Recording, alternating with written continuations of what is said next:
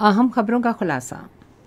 वज़ीर-ए-आज़म शंघाई ताउन तंजीम के रुकन मुल्कों की सरबराहान ममलकत कौंसिल के इजलास में शिरकत के लिए उज़्बेकिस्तान रवाना हो गए हैं।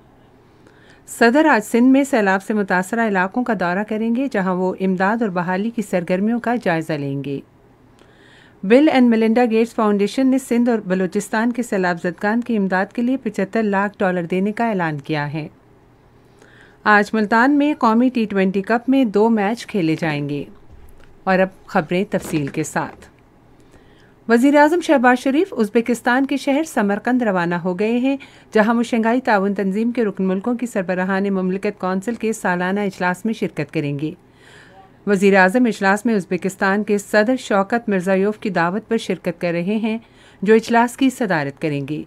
शंघाई ताउन तंजीम के रुकन और मुबस्सिर मुल्कों के रहनुमा और तंजीम के मुताल्लिका इदारों के सरबराह और दीगर खुसूसी मेहमान इजलास में शिरकत करेंगे।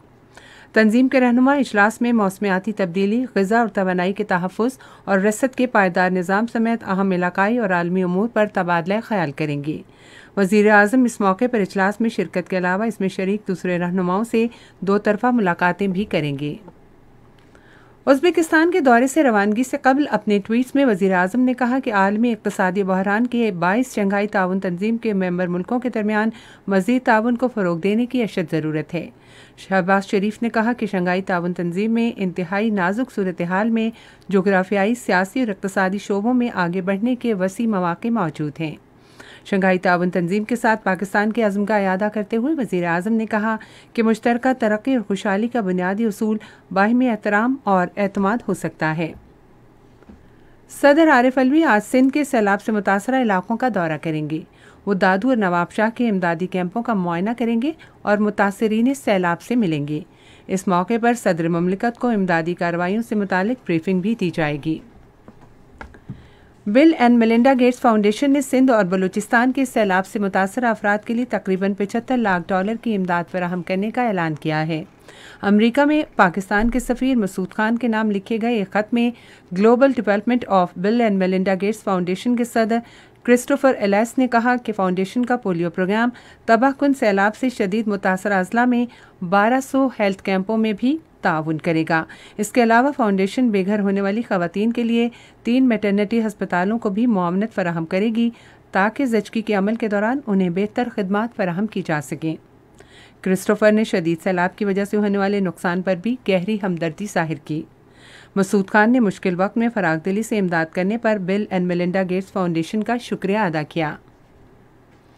बलूचिस्तान के हंगामी इमदादी इदारे ने कहा है कि सूबे के सैलाब से मुतासरा इलाकों में जाँ बहक अफराद की तादाद 300 के करीब पहुँच गई है।